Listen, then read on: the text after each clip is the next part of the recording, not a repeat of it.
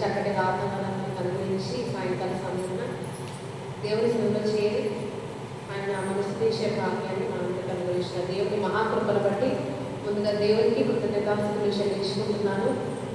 అలాగే ఇప్పుడు వచ్చిన మీ అందరికీ కూడా ప్రతి ఒక్కరికి పేరు పేరు నా ప్రభు పేట వందనాలు తెలియజేస్తాను. అందరికీ వందనాలండి. ఒకసారి అందరం దేవునికి స్తోత్రం చెప్తామా? హల్లెలూయా. ఒకసారి మీకు రాసిన గ్రంథంలో 2వ అధ్యాయం 12వ వచనం తప్పక నేను మిమ్మల్ని అందరినీ పోగు చేయుదును, ఇశ్రాయేలీయులలో తప్పక సమకూర్చుదును, వస్త్ర గొర్రెలు కూడినట్లు సమకూర్చుదును, తమ మేత స్థలములలో పోగు చేతును, గొప్ప ధ్వని పుట్టినట్లుగా కూడుదురు. చాలా ప్రార్థన చేసుకున్నాము. దయచేసి ప్రతి ఒక్కరు కూడా దేవుడు మనతో మాట్లాడలాగా తలలో వచ్చి ప్రార్థనలో ఎక్కించండి. పరిశుద్ధ ప్రేమల తండ్రి, కృపామైన దయామైన అద్వితీయ సత్యదేవుడమైన మహాప్రభువ, మీ పరిశుద్ధమైన ఘనమైన నామానికే స్తోత్రాలు చెల్లించుకుంటున్నామయ్యా.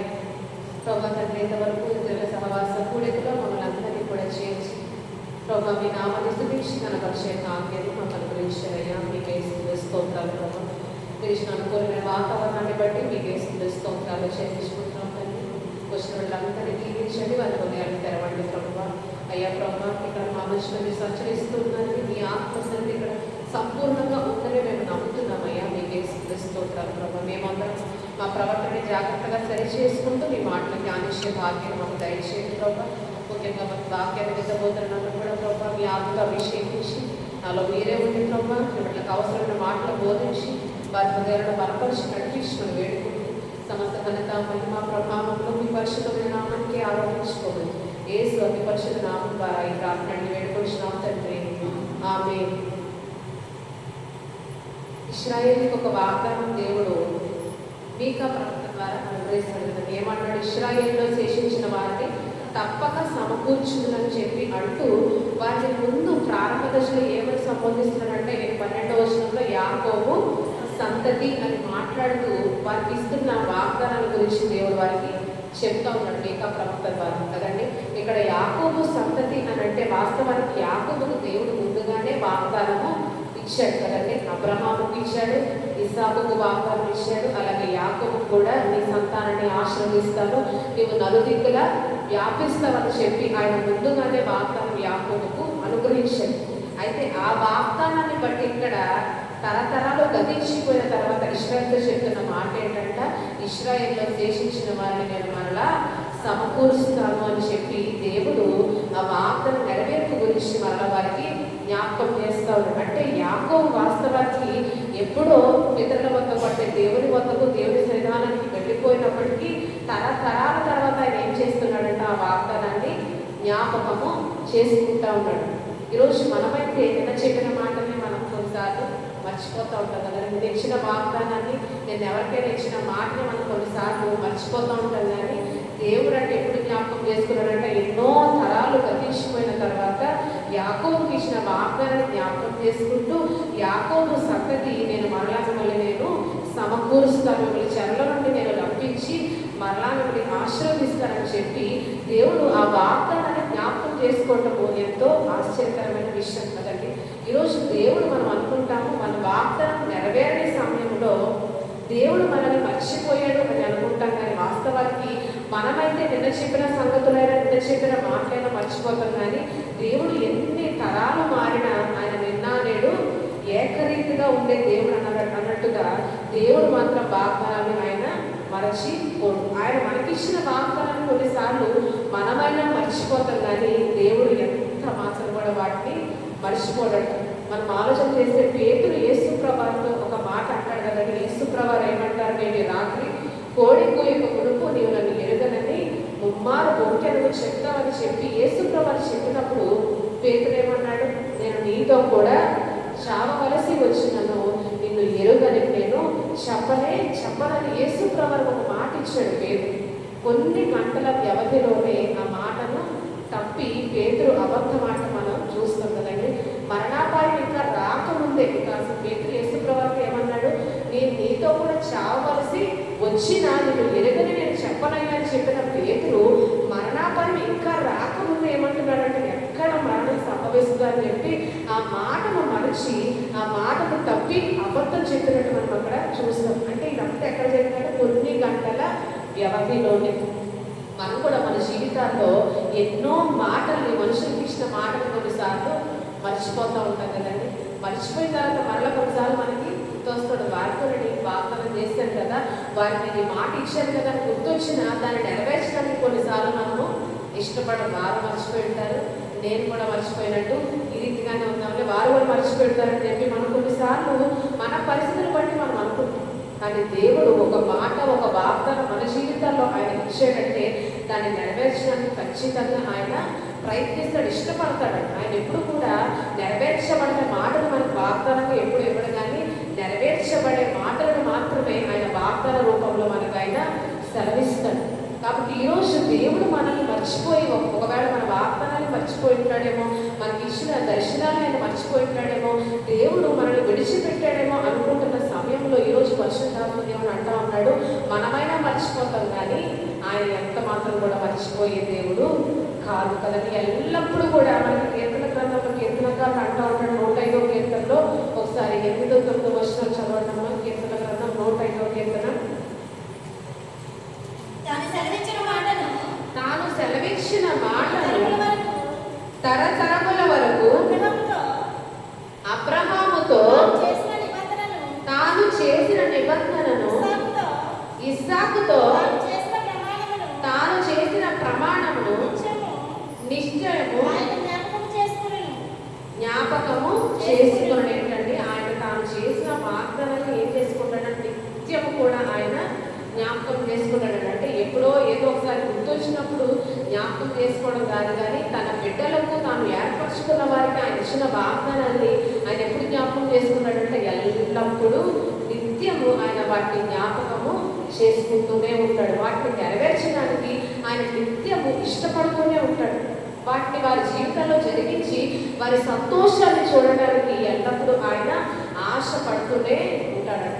కాబట్టి ఈరోజు మన దేవుడు మర్చిపోయే దేవుడు కాదు, కానీ మనం ఏమని విశ్వసించాలంటే ఈరోజు ఆయన నిత్యము నన్ను, నాకు ఇచ్చిన వాగ్దానాన్ని ఆయన జ్ఞాపకము చేసుకుంటూనే ఉన్నాడన్న విషయాన్ని మనం గమనించుకోవాలి. ఎందుకంటే మనం మర్చిపోయిన ఆయన మర్చిపోయే దేవుడు కాదు. మన అపోస్తుల కార్యాల గ్రంథంలో అందరూ చదివారు, క్రీస్తు శ్రమపడునని ఆయన ఎవరి ప్రవచించాడంట, సమస్త ప్రవక్తల నోట ఆయన ముందుగానే ప్రవచించాడు అన్నమాట. ఎప్పుడు ప్రవచించాడు? ఎన్నో తరాలకు ముందు అందరూ ఆయన ఏర్పరచుకున్న ప్రవక్తలు అందరి నోట తన క్రీస్తు ఈ లోకానికి వచ్చి శ్రమపడి మనందరి కోసము ఆయన నిత్య జీవాన్ని సిద్ధపరుస్తాడని దేవుడు సమస్త ప్రవక్తల నోట ముందుగానే తెలియజేశాడు. అయితే ఆ వాగ్దానం ఎప్పుడు నెరవేర్చాడంటే తరాలు గతించిపోయిన తర్వాత అందరూ ఎప్పుడు మెస్సియా వస్తాడా రాడా అనుకున్న సమయంలో దేవుడు ఆయన ఈ లోకానికి శరీరధారిగా పంపించాడు. కాలము సంపూర్ణమైనప్పుడు తన కుమారుని ఆయన ఈ లోకానికి పంపించను అని చెప్పబడిన రీతిగా దేవుడు ఏమాత్రం కూడా ఆయన ఇచ్చిన వాగ్దానాన్ని ఆయన మర్చిపోలేదు. చెప్పిన రీతిగా ముందుగానే తన ప్రవక్తలను ఏదైతే చెప్పాడో అది నెరవేర్చి ఆయన చూపించాడు. కాబట్టి ఈరోజు మన జీవితాల్లో కూడా ఆయన ఇచ్చిన వాగ్దానాన్ని ఎప్పుడు కూడా ఆయన మర్చిపోయే దేవుడు కాదు అని ఖచ్చితంగా మన ఈ మాట నమ్మాలి. ఎలా అంటే నిత్యము ఆయన జ్ఞాపకము చేసుకుంటున్నాడు, నిత్యము నన్ను ఆయన ఓదారుస్తున్నాడు, నిత్యము నాకు ఇచ్చిన దర్శనాల గురించి ఆయన ఆలోచిస్తూ వాటిని నెరవేర్చాలని నా జీవితంలో ఆయన ఎంతగానో ఎదురు చూస్తూ ఆసక్తి కలిగి ఉన్నాడన్న విషయాన్ని కూడా మనం జ్ఞాపకం చేసుకోవాలి. ఈరోజు యోసేపు జీవితాన్ని మనం గమనించినట్లయితే యోసేపు మనం చూస్తే ఫరో ఎదురికి రాకముందు అతను ఎన్నో శ్రమలను అనుభవించాడు కదండి. యోసేపు యొక్క శ్రమలను దేవుడిని జ్ఞాపకం చేసుకోకపోతే ఖచ్చితంగా ఫరో ఎదురికి అతను ఉంచుండేవాడే కాదు. అతను ఫరోను దర్శించి ఫరో యొక్క అధికారికి హెచ్చింపబడ్డాడంటే అదంతా ఎవరిచ్చిన ఆశీర్వాదం అంట? దేవుడిచ్చిన ఆశీర్వాదం. అయితే యోసేపును ముందంతా కూడా ఆయన జ్ఞాపకం చేసుకుంటూనే ఉన్నాడు కాబట్టి చివరికి ఫరో యొక్క దేవుడు యోసేపును నిలవబెట్టి ఐగుప్తు దేశపు అధికారిగా దేవుడు అతన్ని హెచ్చించాడు. మనం ఆలోచన చేస్తే యోసేపు చెరసాలలో వేయబడిన సమయంలో పానదాయకుల అధిపతికి, పక్షకారుల అధిపతికి కళలు వస్తాయి కదండి. ఆ కళలు వచ్చినప్పుడు యోసేపు వాటి కళ అర్థాన్ని, ఆ భావాన్ని వివరించి చెప్పిన సమయంలో పానగైదుల అధిపతికి ఎప్పుడైతే ఆ కళ భావాన్ని వివరించి చెప్పాడో అప్పుడు యోసేపు ఏమడుగుతాడు, నీవు నన్ను ఒకసారి మాటలు చదువుతా, ఆదికాండము 40వ అధ్యాయం, ఒకసారి 40వ అధ్యాయము 13వ వచనం ఒకసారి చదవన్నాము. ఆదికాండము దినములలోగా ఫరో నీ తలను పైకెత్తి ఇప్పించును, విన్న వాటిని మర్యాద చొప్పున అప్పగించదము. కాబట్టి క్షేమము కలిగినప్పుడు జ్ఞాపకం చేసుకొని నాయందు కరుణించి మాటలాడి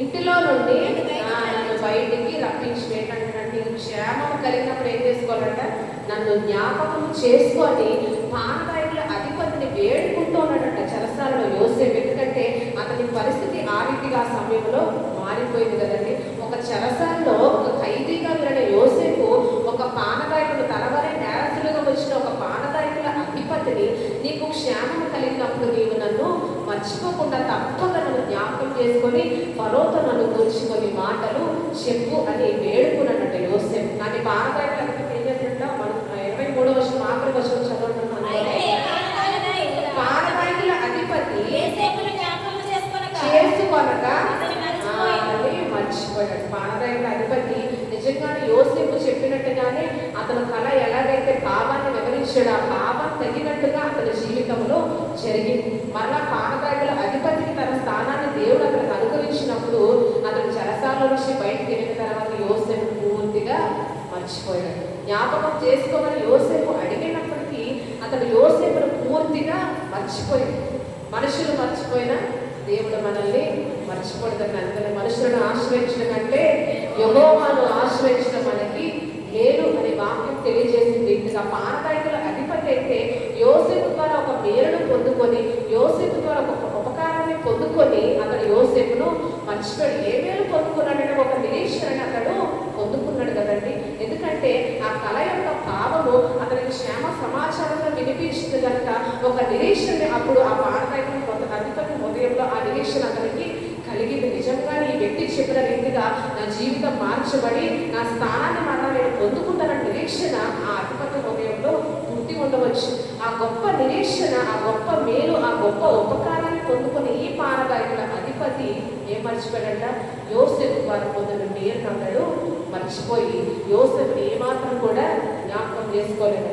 అయితే దేవుడు ఆయన మేలు కలుగుటే సమస్తంలో సమకూర్చి జరిగించే దేవుడు కనుక పానగాయకుల అధిపతికి, పక్షకారుల అధిపతికి అసలు కలలేకుండానే దేవుడు వారసులకి ఆయన మార్చగలడు కదండి. తన చిత్తాన్ని కళ్ళ ద్వారా వివరించకుండా కూడా ఆయన నెరవేర్చగలిగిన దేవుడు ఆయన. కానీ ఒక కళనిచ్చి వారిద్దరికీ 2 కళలు ఇచ్చి ఆ కళ భావాన్ని యోసేపు తెలియజేసేలాగా జ్ఞానం యోసేపుకి ఇచ్చి అప్పుడు పానగాయకుల అధిపతి అతనికి మర్చిపోయినా మరలా సరైన సమయంలో ఆ పానగాయకుల అధిపతి యోసేపును జ్ఞాపకం చేసుకునే విధంగా దేవుడు అతనికి గుర్తు చేశాడు కదండి. తదుపరి 2 సంవత్సరాల తర్వాత ఫరో కలకన్న సమయంలో అప్పుడు పానగాయకుల అధిపతికి అతను చేసిన తప్పిదము గుర్తొస్తుంది.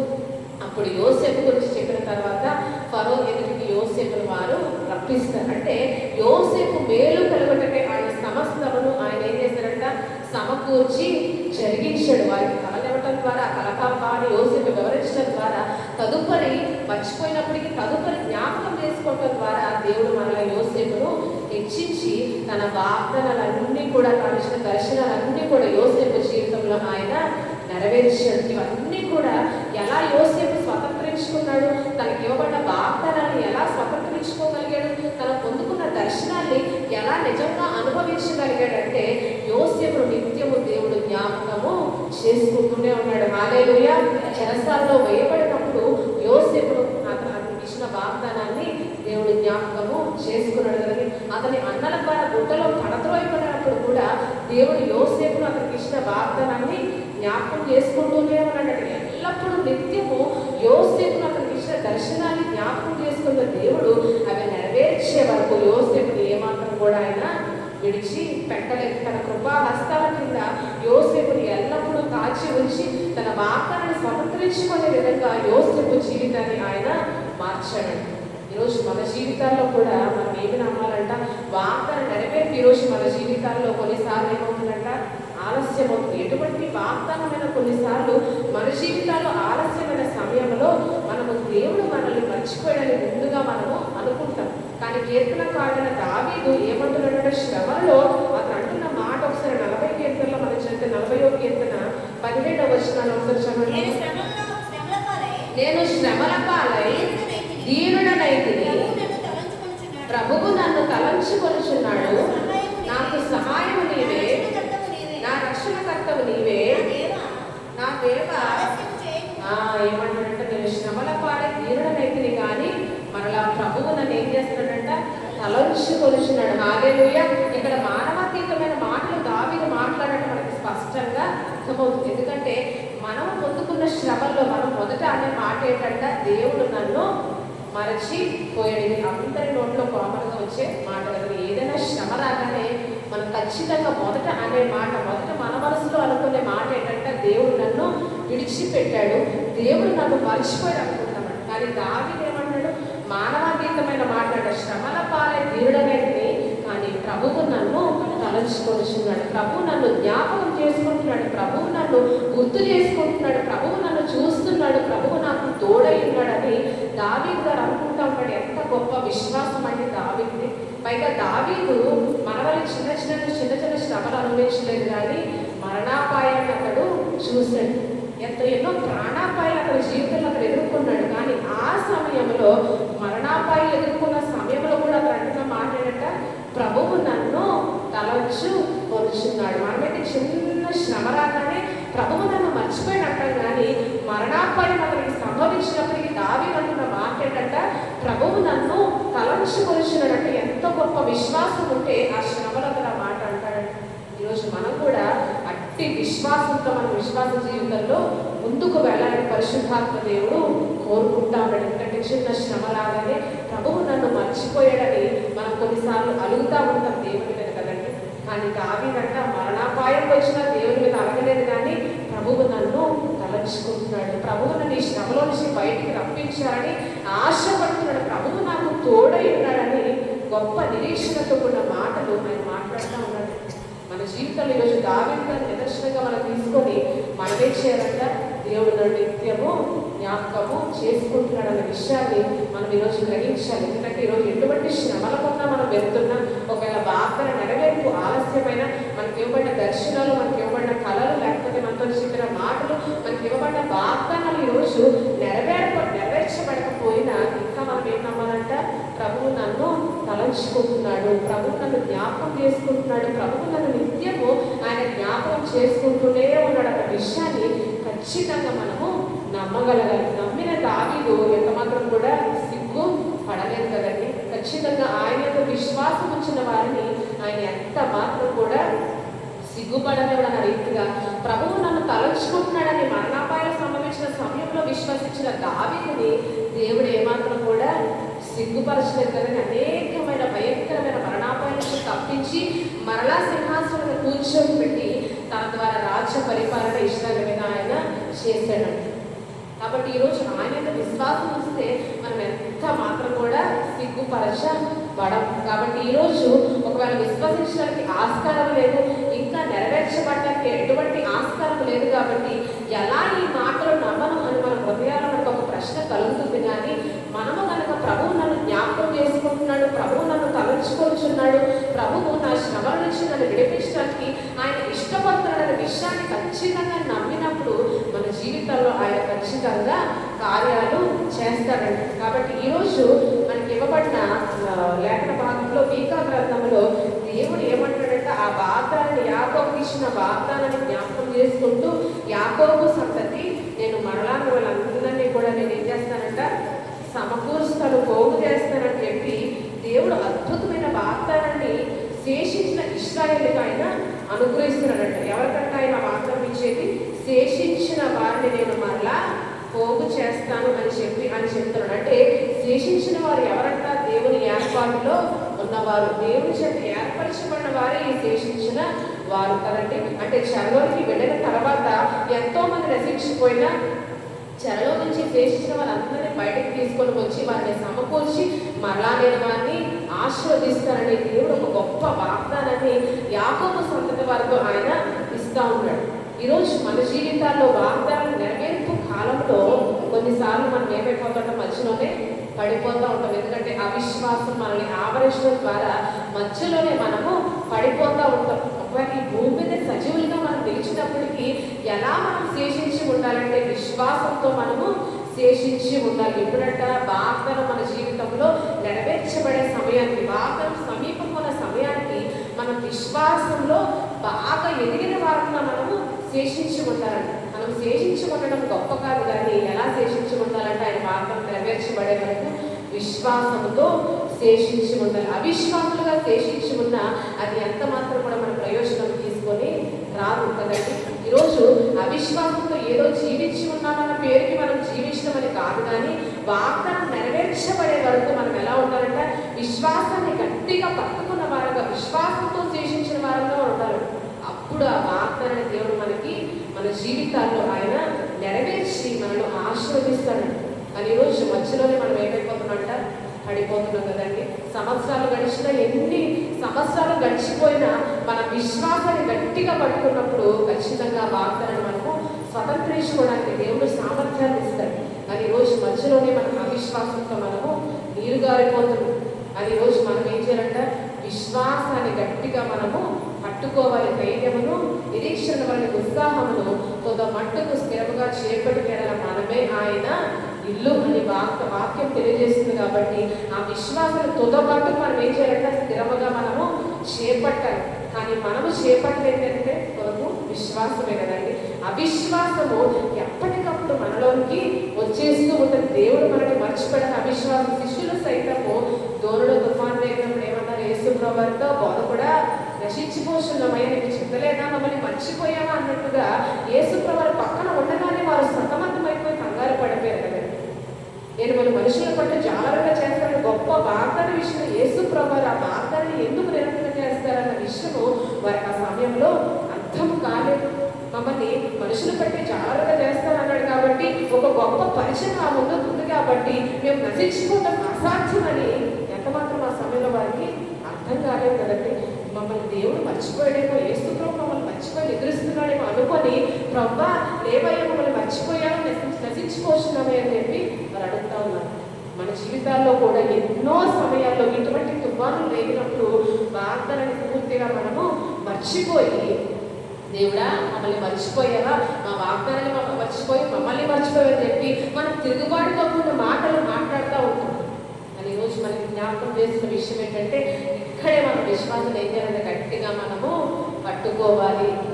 విశ్వాసానికి ఎప్పుడు విలువ వస్తుందంటే ఈ శ్రమల కాలంలోనే కదండి. శ్రమలు లేనప్పుడు ఎవరైనా విశ్వాసంతోనే ఉంటారు. అసలు విశ్వాసానికి విలువ ఎప్పుడు వస్తుంది? మన విశ్వాసాన్ని ఎప్పుడు కనపరచబడుతుందంటే శ్రమలోనే మన విశ్వాసం కనపరచబడుతుంది. శ్రమలు లేనప్పుడు ఎంత విశ్వాసం ఉన్నా దానికి ఘనత రాదు. కానీ శ్రమలు అనేకాలు మన జీవితంలో ఎదురైనప్పుడు విశ్వాసాన్ని గట్టిగా పట్టుకున్నప్పుడు మన విశ్వాసము దేవుడు కనపరుస్తున్నట్ట. హల్లెలూయా. కాబట్టి ఈరోజు వాగ్దానం నెరవేర్పు ఆలస్యం అవుతున్న సమయంలో మన విశ్వాసాన్ని మనం గట్టిగా మనము పట్టుకోవాల్సిన బద్ధులమై ఉన్నాం. కానీ ఈరోజు విశ్వాసాన్ని జారవేస్తున్నామేమో అది మన ఆత్మీయ జీవితానికి చాలా ప్రమాదాన్ని తీసుకొని వస్తున్నాడు. కాబట్టి ఈరోజు విశ్వాసం గురించి మనం చూస్తే మొదటి తిమోతి పత్రికలో తిమోతిని హెచ్చరిస్తూ పౌలు గారు అంటూ ఉంటారు. తిమోతికి రాసిన మొదటి పత్రిక 1వ అధ్యాయము 18వ వచనం నుంచి ఒకసారి చదవండి. నా కుమారుడైన తిమోతి, నీవు విశ్వాసమును మంచి మనస్సాక్షి కలిగిన వాడవై నిన్ను గూర్చి ప్రవచనముల చొప్పున పోరాడవలనని వాటిని బట్టి అప్పగించుచున్నాను. అట్టి మనస్సాక్షిని త్రోసివేసి విశ్వాస విషయమై పోయిన వారి వలె చెడి ఉన్నారు. వారిలో యువనయును, అలెగ్జాంద్రును,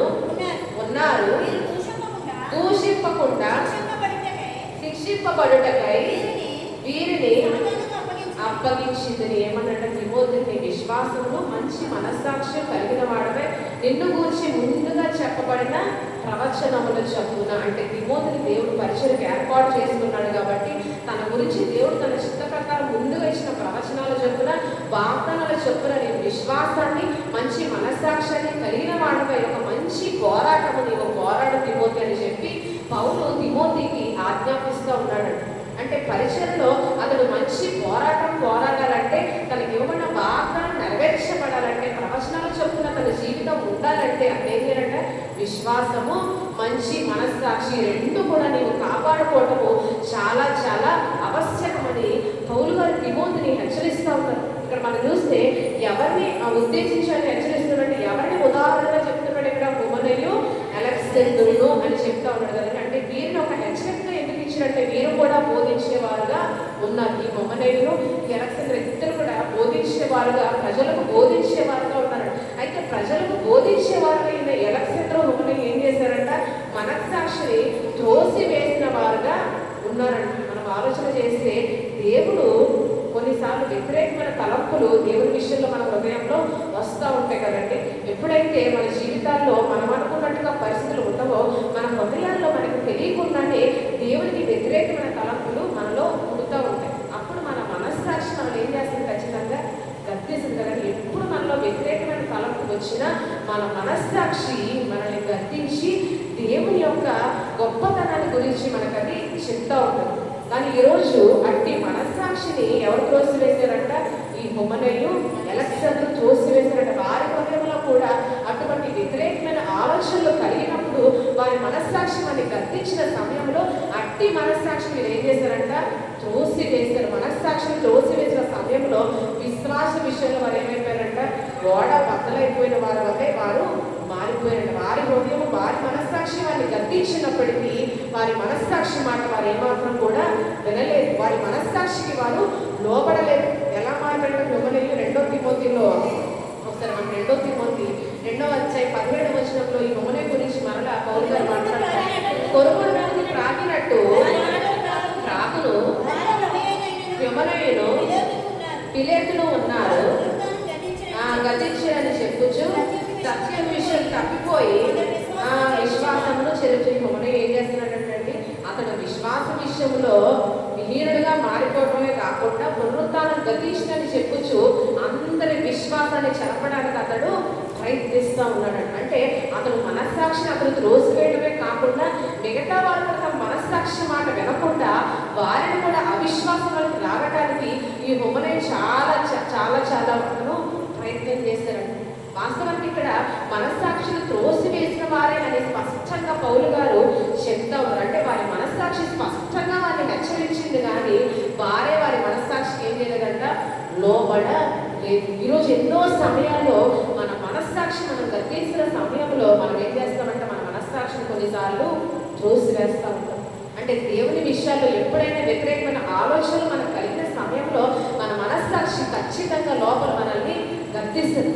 ఆ గద్దించిన సమయంలో మనం లోబడితే ఆశీర్వదించబడతాము. ఒకవేళ లోబడకపోతే మనం కూడా వీరి వల్ల విశ్వాస విషయంలో ఓడ బద్దలైపోయిన వారి వల్ల మనము మారిపోతామంట. మన జీవితాలు నాశన మార్గంలోనికి వెళ్ళిపోతాం.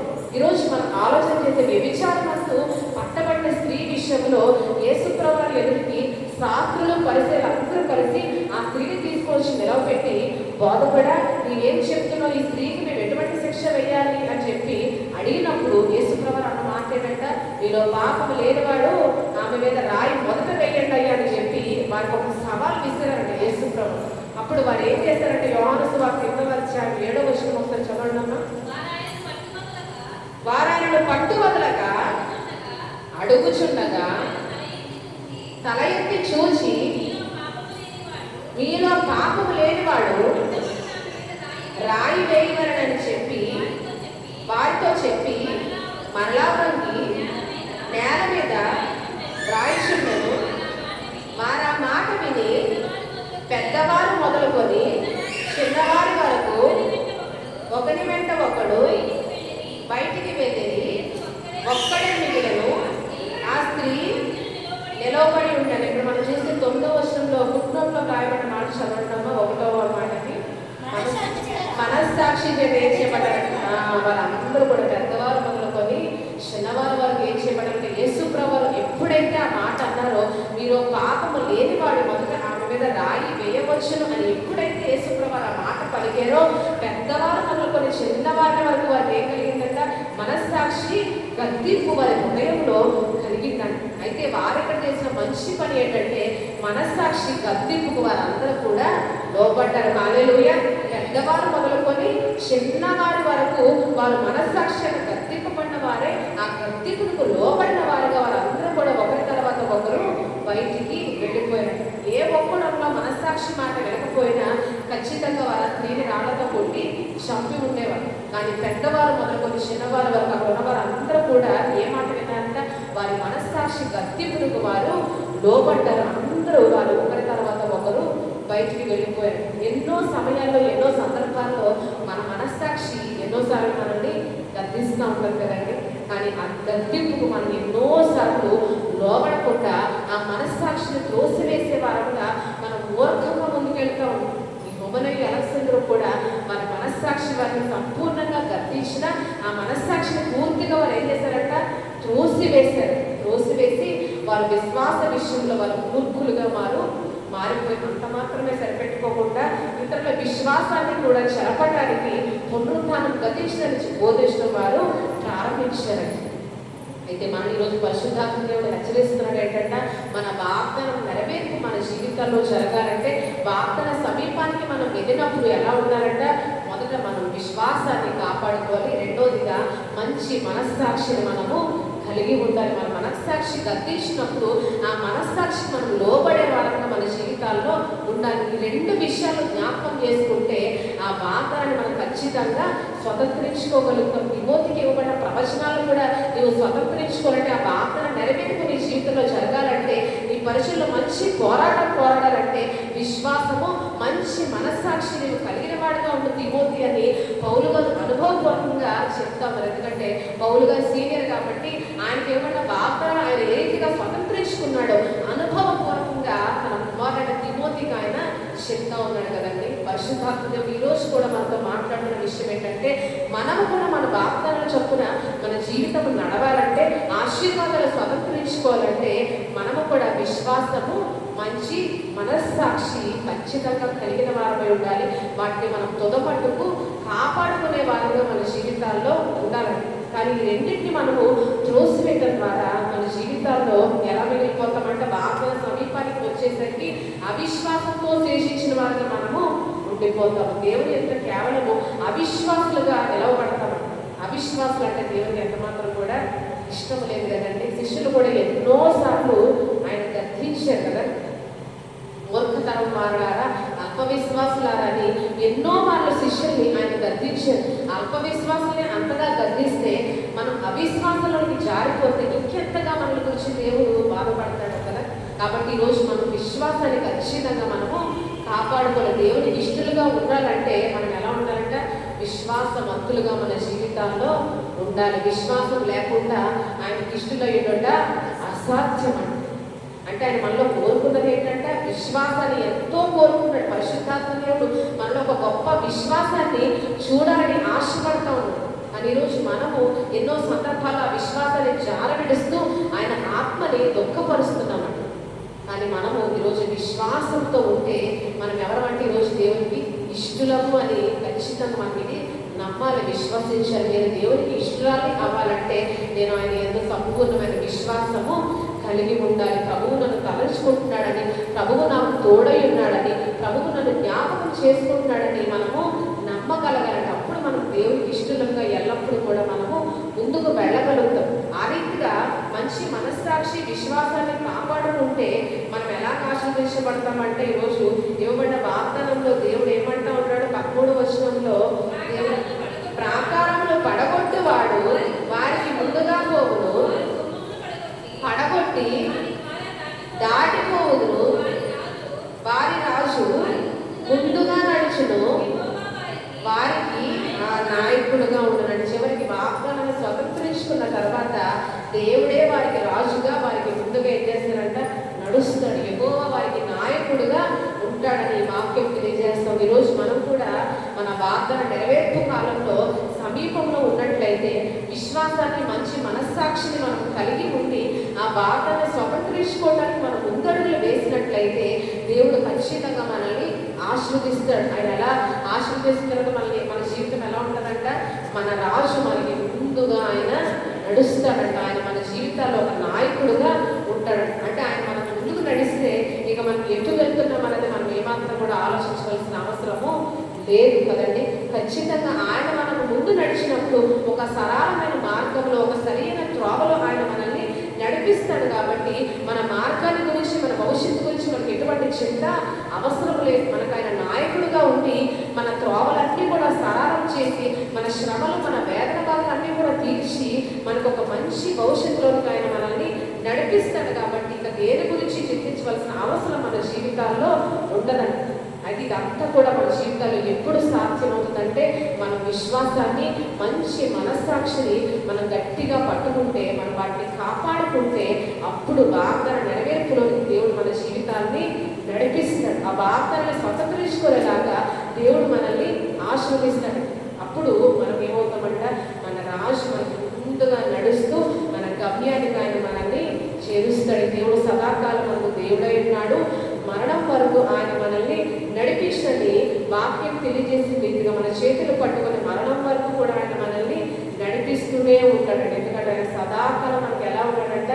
దేవుడుగా ఉన్నాడు. నా దేవుడు, ఈరోజు మన దేవుడు, రేపు కూడా మన దేవుడుగా ఉండడానికి ఆయన ఇష్టపడే దేవుడుగా ఉన్నాడు. హల్లెలూయా. మన జీవితాలు మన క్షణాల్లో మారిపోతాయి, మన తలంపులు క్షణాల్లో మారిపోతాయి. కానీ దేవుడైతే నిన్న నేడు ఏకరీతిగా ఉండేవాడు కనుక ఆయన ఎల్లప్పుడూ మన వాగ్దానాన్ని, మనల్ని జ్ఞాపకం చేసుకుంటూ మన జీవితాల్లో కార్యాలు చేయడానికి ఆయన ఇష్టపడుతున్నాడని ఈరోజు మనము నమ్మాలి. కాబట్టి ఈరోజు అవిశ్వాసం ఉన్న మనం వెళ్తున్నట్లయితే పరిశుద్ధాత్మ దేవుడు హెచ్చరిస్తూ ఉన్నాడు. ఎలాగైతే దావీదు శ్రమల పాలుగా ఉండి, అంటే ధీరుడుగా మారిపోయిన సమయంలో ప్రభువు నన్ను తలచుకుంటున్నాడని ఒక విశ్వాసంతో ఉన్న మాటలు అతను ఎలాగైతే మాట్లాడి నమ్మిక నుంచి ముందుకు సాగాడో, మన జీవితాల్లో కూడా దావీదు వల్ల మనం ఏం నమ్మాలంటే ప్రభువు నన్ను ఇంకా తలచుకుంటున్నాడు, ప్రభువు నన్ను ఇంకా జ్ఞాపకం చేసుకుంటున్నాడు, ప్రభువు నన్ను మర్చిపోలేదు, ప్రభువు నాకు తోడుగా ఉండి ఇంకా నా వాగ్దాన నెరవేర్పులోనికి నన్ను నడిపిస్తున్నాడని నమ్మలు. ఎటువంటి శ్రమలు ఈరోజు మన జీవితాల్లో ఉన్నప్పటికీ నా వాగ్దాన సమీపానికి ప్రభువు నన్ను చేర్చుతున్నాడన్న గట్టిగా విశ్వాసాన్ని మనం పట్టుకోగలిగితే ఖచ్చితంగా వాగ్దాన నెరవేర్పులోకి దేవుడు మనల్ని నడిపిస్తాడు. కాబట్టి ఆ రీతిగా మనమందరం విశ్వాసం, మంచి మనస్సాక్షి కలిగిన వారమై దేవుడు మన జీవితాలు ఇచ్చిన వాగ్దానాలు స్వతంత్రించుకోలాగున దేవుడు తన పరిశుద్ధాత్మ ద్వారా మనందరికీ తన మహాకృప అనుగ్రహించుగాక. ఆమె కానుక సేకరణ చేయవలసిందిగా మనోజ్ ప్రత్యేకమైన పాట పాటించిన వారు కానుక సేకరణ చేసిన